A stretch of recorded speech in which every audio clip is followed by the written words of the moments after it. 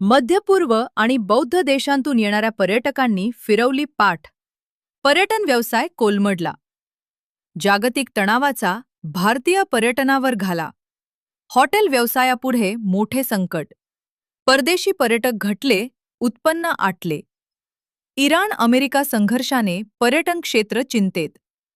Chhatrapati Sambhajinagar, Iran आणि America यांच्यातील वाढत्या युद्धजन्य तणावाचा थेट फटका भारताच्या पर्यटन व्यवसायाला टुरिझम बिझनेस बसत आहे.